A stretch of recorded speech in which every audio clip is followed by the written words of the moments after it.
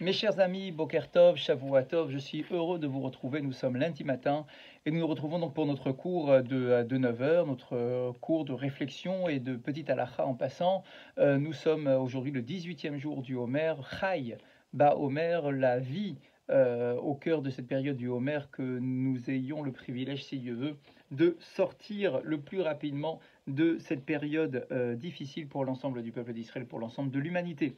Je voudrais dédier ce cours pour la Refoua Shelema de Yoel ben Mesroda Atia, Chaim Edgar Mahlouf ben Atouada, Yaakov ben Mesroda, Léana bat Léa, Céline Rachel bat Janine Chana, Esther bat Baya, Jenny bat Henriette, Raphaël ben Chana, Yom Tov ben Chaya, Mahlouf ben Yona, Uriel ben Yvonne Chaya Amar, Binyamin ben Yitzhak Mesroda bat Bela, Mesroda bat Juliette Sarfati, Shimon ben Mahlouf, Dvora bat Aziza, Eliaou ben Doli Zouira, Avraham ben Mesodi Aferiat, Yehuda ben Avram Narboni, Yaakov ben Shlomo Aser, Ravdorit Dvora bat Edith, Yosef ben Aisha, David ben Eli, Chanita bat Zaiza, David ben Rachma, Solika bat Alia Meloul, Mesodi bat Solika Toledano, Dina bat Esther, Shlomo ben Esther, Kamika Muna Azoule bat Marie, Moshe ben Mordechai, Raphaël ben Chana, Evelyn bat Rivka, Myriam bat Chaya, Matatiaou ben Brendel. Excusez-moi, Denise bat Olga, Eliaou ben Marcel Maïssa, David ben Zora Wanounou, Avraham ben Sultana ben Amou et son épouse Mesoda, Dora Tamar bat Madeleine, Michael Dadoun, Shimon ben Saada, Chana bat Alia, Yael Chaya bat Fanny, Esther bat Rachel Gweta et bet Zibi, André ben Chana, Laurent Korchia, Yehuda ben Simon, Chaim Dov ben Victoria, Shalom Chaim ben Myriam, Yael bat Myriam, Yael bat Rivka, Esther bat Shifra, Dov ben Esther, Shlomo ben Myriam, Yoel ben Mesoda, Saadia ben Esther, Eliaou ben Zachra, Thierry Shlomo ben Liliane Fortuné et Rachma Ruth bat Lisette Esther, que tous ces malades Bezrat Hashem reçoivent le plus rapidement possible une grande réfoua Shelema.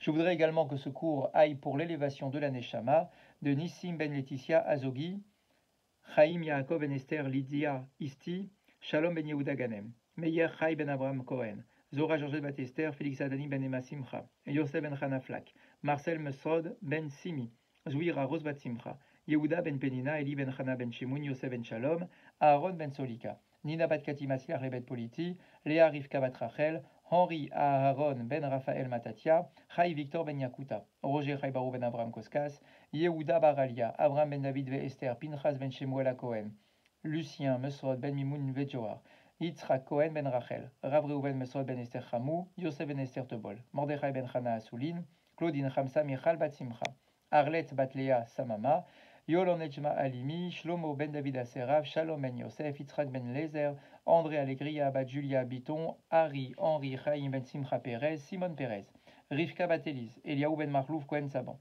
Simi bat Sete, Sarah Rosette bat Dona, Myriam Batalia et Rabbi Eliaou Lashkar, que donc ces paroles de Torah pour l'élévation de toutes ces Neshamot.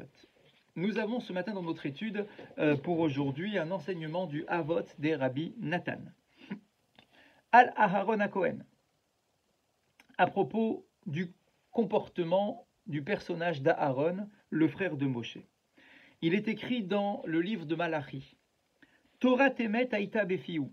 Il avait dans sa bouche Torah Temet, une Torah de sincérité, la véritable Torah, qui ne se fait pas passer pour ce qu'elle n'est pas, qui ne fait pas semblant d'être quelque chose qu'elle ne représente pas véritablement. Il avait en sa bouche Torah Emet, la fameuse Torah de vérité, la vérité par excellence, puisqu'il s'agit de la manifestation d'Akadosh Baruch Hu. Ve'avla lo nimtza bisfatav, et une exaction, on ne trouvait jamais sur la bouche d'Aaron. Beshalom ou Mishor alachiti, il marchait avec Dieu, donc Hachem dit avec moi, il marchait avec Dieu, Beshalom, avec de la paix, ou Bemishor, et avec de la rectitude, Verabim Heshiv Me'avon. Et il a été en mesure de rapprocher de nombreux juifs qui étaient égarés. De nombreux juifs qui étaient égarés dans leur comportement, qui n'étaient plus capables de tenir leur judaïsme convenablement, eh bien Aaron avait cette qualité humaine d'être en mesure de rapprocher les gens, leur permettre de faire teshuva et de s'impliquer à nouveau dans l'étude de la Torah. Rabbi Meir Omer, sur ce verset, Rabbi Meir enseigne C'est une question qui devrait être dans la tête de tous les rabbanim dans le monde entier. Si on nous dit que Aaron avait cette capacité de ramener les gens vers la Torah, donc de faire teshuva aux gens, et qu'il en a fait rabim, beaucoup, quand on dit beaucoup, c'est vraiment énormément en réalité, et bien Rabbi Meir se pose la question, comment est-ce qu'il faisait? C'est très intéressant. Comment faire pour rapprocher quelqu'un de la Torah? Un individu qui se serait éloigné, une brebis égarée, comme on a l'habitude de le dire. Comment est-ce qu'on fait pour la rapprocher de la Torah? Quelle méthode? Les réprimandes? La sévérité? Comment est-ce qu'on doit faire?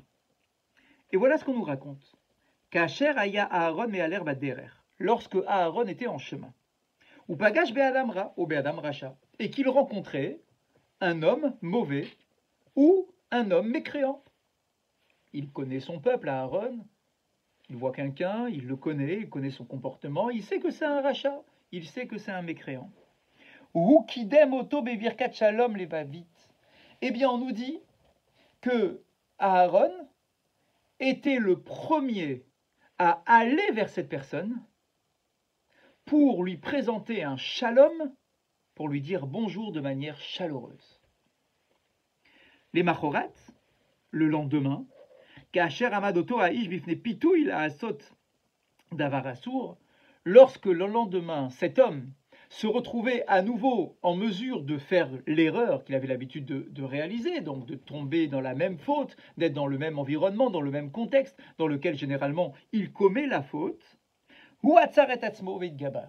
eh bien, cet homme-là réussissait à s'en empêcher au dernier moment, à maîtriser ses pulsions et ne pas commettre son erreur.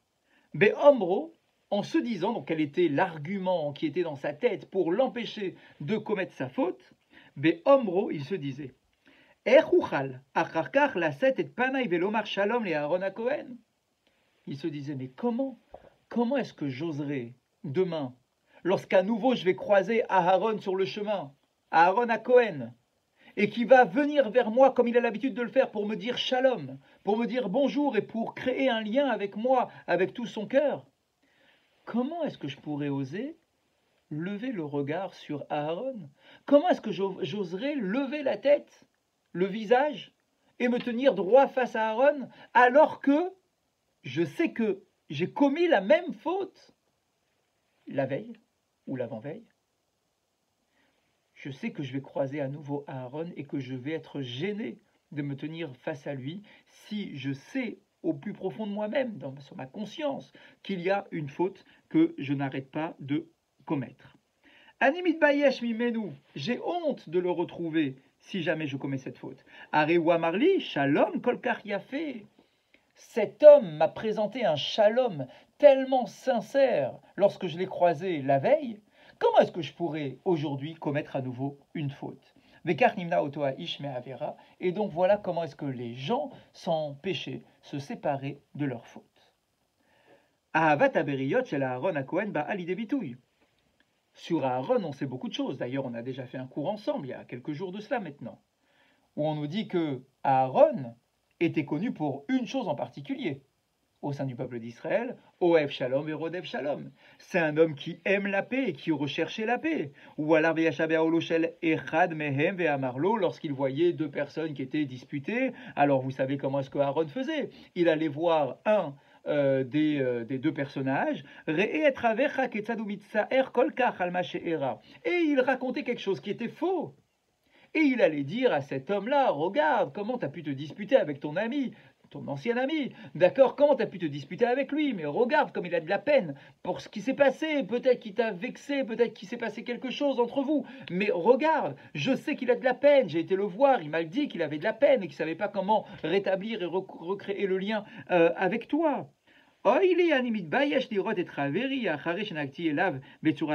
Cet homme-là, je l'ai vu il n'y a pas longtemps, et il m'a dit, je ne sais pas comment me présenter face à mon ami, d'accord, après tout ce que je lui ai fait. Et Aaron ne quittait pas la tente de cet individu jusqu'à qu'il ressente que l'individu était prêt à pardonner à son ami. Ensuite, une fois qu'il avait donc gagné le pardon d'une des deux parties, eh bien, Aaron allait faire exactement le même travail, mais de l'autre côté. Il allait voir l'autre ami en lui disant exactement la même chose, et c'est comme ça qu'il arrivait à travailler. Et donc du coup, lorsque les deux amis se retrouvaient, eh bien, ils se jetaient l'un dans les bras de l'autre sans avoir besoin d'explication, puisque chacun comprenait que l'autre n'allait pas oser directement aborder le sujet. Donc allez, on passe l'éponge, on efface tout et on recrée notre lien d'amitié. Bien.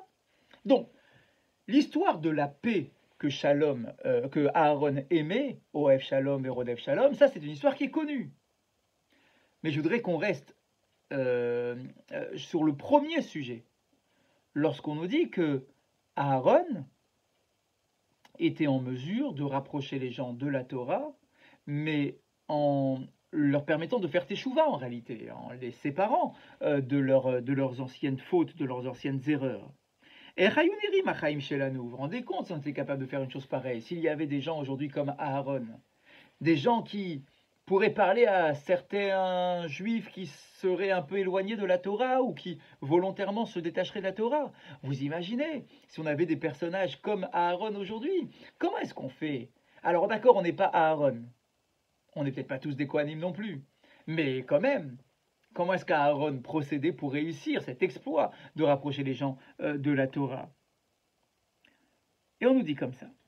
Que nous dit le texte que nous avons rapporté? Que nous dit exactement le texte?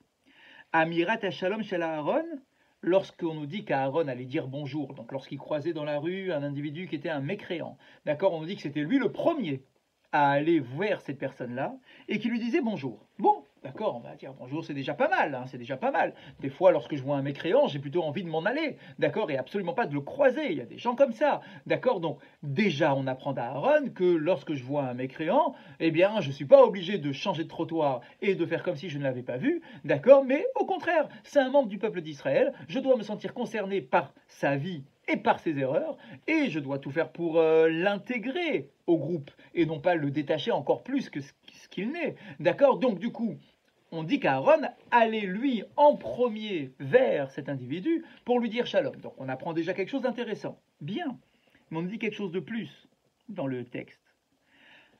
On nous dit que son shalom était amitite, lévavite. C'était un shalom qui sortait de tout son cœur, avec intensité, avec force. C'était un shalom sincère. Ce n'était pas juste dire bonjour pour dire bonjour, mais je t'aime pas dans mon cœur. Je t'aime profondément dans mon cœur. Ou plutôt, chez Aaron, c'est comme ça qu'Aaron réussissait à rapprocher l'individu. Et là, on apprend quelque chose d'incroyable. Le sentiment d'amour que je peux ressentir à l'égard de mon prochain peut avoir une influence majeure sur son comportement. Si je suis sincère, si je me rapproche de lui parce que je l'aime, si je m'adresse à lui parce que je l'aime, pas parce qu'il me dérange, pas parce que son comportement me dérange, en me disant je n'aime pas cet individu. Au contraire, je dois aller vers lui parce que je l'aime profondément avec tout mon cœur, c'est lévavite, ça vient du lève, ça vient du cœur. Ketzaïnu Aaron otabusha. Comment est-ce qu'Aaron, juste parce qu'il a été me dire bonjour, alors du coup, le lendemain, quand je vais commettre la même faute, je vais me dire, ah bah non, je ne peux pas commettre la même faute parce que je vais rencontrer Aaron et je vais être gêné de le rencontrer à nouveau, je vais avoir honte de me tenir devant lui. Eh bien, on nous dit la chose suivante. Ahava amitit, ateora poelet al-neheav. Que l'amour sincère a un effet incroyable sur la personne qui est face à nous. Lorsque j'aime un enfant, lorsque j'aime un élève, lorsque j'aime mon épouse, lorsque j'aime mon ami, le sentiment d'amour, mais qui ne passe pas par un cadeau ou par un faux semblant, un simple sentiment d'amour sincère, eh bien va avoir un effet insoupçonnable sur l'autre. Ça va toucher directement son cœur. Si ça émane de mon cœur, ça va aller directement droit dans son cœur. Mais encore faut-il savoir, qu'est-ce que l'amour? Lorsqu'on dit que je vais lui dire bonjour avec tout mon cœur, c'est-à-dire avec amour, qu'est-ce que l'amour? Quelle est la définition de l'amour? Et nos maîtres nous disent que l'amour que nous connaissons généralement sur cette terre, dans nos sociétés modernes, ce n'est pas de l'amour sincère. C'est généralement de l'amour intéressé. Par exemple, Adam Itraber les Hachir. Un homme peut s'allier, peut s'associer, peut créer des liens avec un individu qui est particulièrement riche, très fortuné. Alors je vais lui envoyer de l'amour, hein. Alors là, je vais ressentir de l'amour à son égard, etc. Kacher matrato hilanot mikaspo shela hachir. Mais le problème, c'est que souvent, en réalité, cet amour n'est pas sincère. Pourquoi? Parce que cet individu qui est face à moi, il est fortuné. Moi, je l'ai défini dans mon esprit comme étant fortuné. C'est-à-dire que lorsque je crée un lien, peut-être que quelque part, j'attends de lui un retour, un cadeau, un peu d'argent, ou que si je lui demande, il va m'en donner, etc., etc. Rachamanout shela ohev, rachamanout shela ne'ehav. En réalité, du coup, cet amour-là n'a pas d'effet très puissant. Pourquoi? Parce que celui qui est en face de moi, le fortuné, cet homme riche, il sait pertinemment que s'il a tant et tant d'amis, c'est parce qu'il est riche. Alors oui, il ressent de l'amour que toi tu lui envoies, mais cet amour-là, il n'est pas complet, il n'est pas parfait. Parce qu'il, quelque part, il est intéressé par quelque chose d'autre. C'est une catégorie d'amour, c'est vrai. Mais ce n'est pas un véritable amour, ça c'est de l'amour qui est intéressé. Je n'aime pas l'individu qui est face à moi, mais j'aime l'argent qu'il pourrait me donner. D'ailleurs, on a un peu la même comparaison.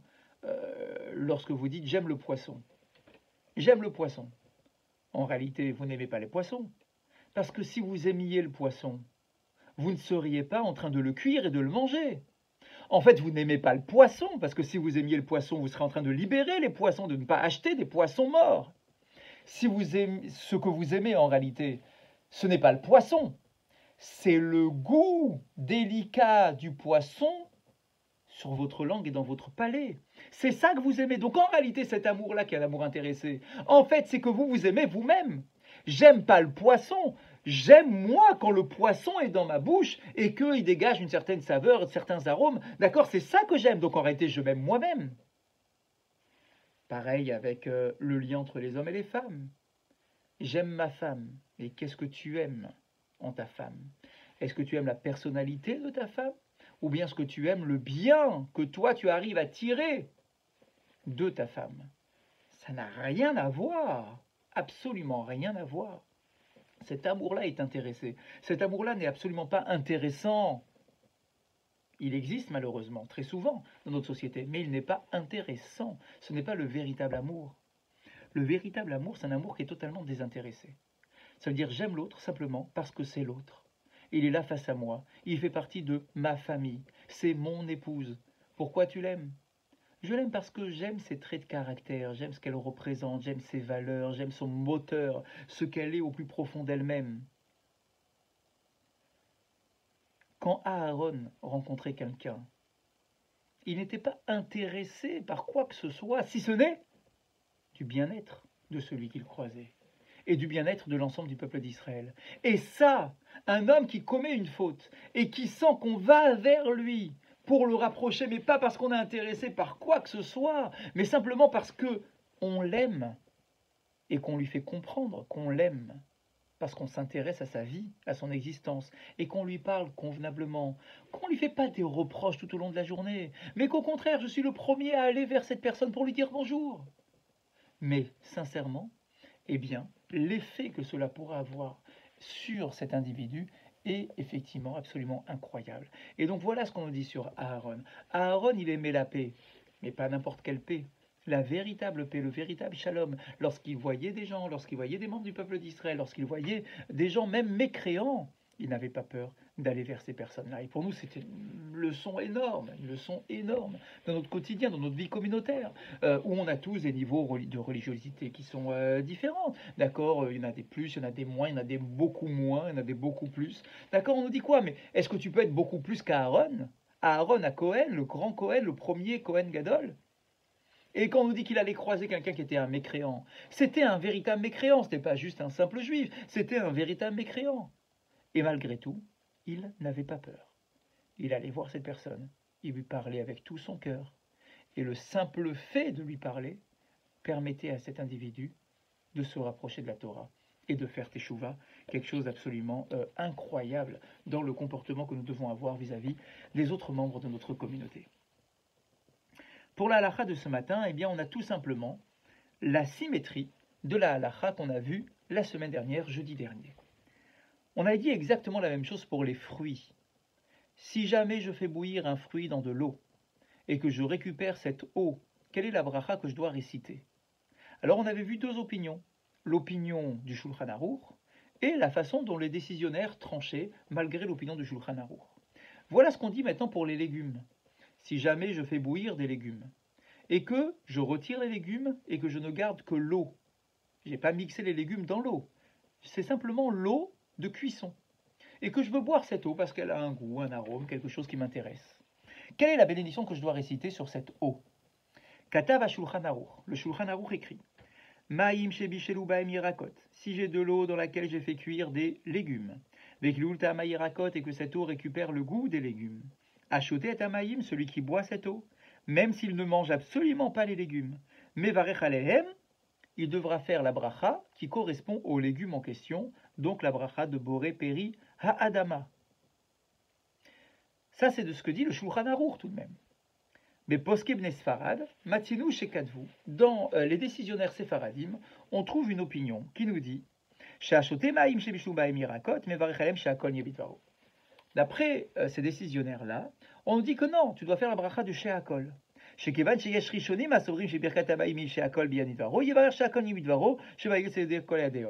Et pourquoi est-ce qu'il tranche comme ça contre l'opinion du Shulchan Aruch?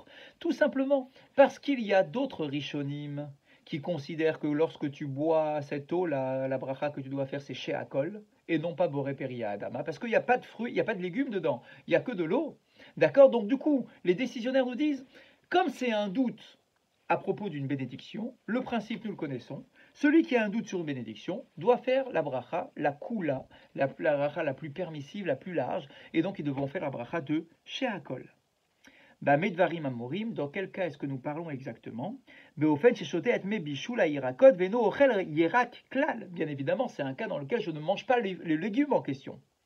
Ou l'âme, imochel et ayarak. Par contre, si je mange du légume, veshote gamet amaim, et que, en mangeant la carotte qui a bouilli, d'accord, je bois également de l'eau de cuisson de cette, qui est dans la marmite, dans la casserole, mevarech ala yarat boreperi adama, ou poter basé et abichoul. Dans ce cas-là, je devrais tout simplement faire la bracha de adama sur le légume que je suis en train de consommer. Par contre, il n'y aura pas de bénédiction à réciter sur le liquide, parce qu'il sera considéré comme étant secondaire par rapport aux légumes. Le légume sera la consommation principale, l'eau de cuisson sera secondaire par rapport aux légumes, et donc dans ce cas-là, on n'aura pas du tout besoin de réciter de bénédiction. Passez une très bonne journée et à bientôt.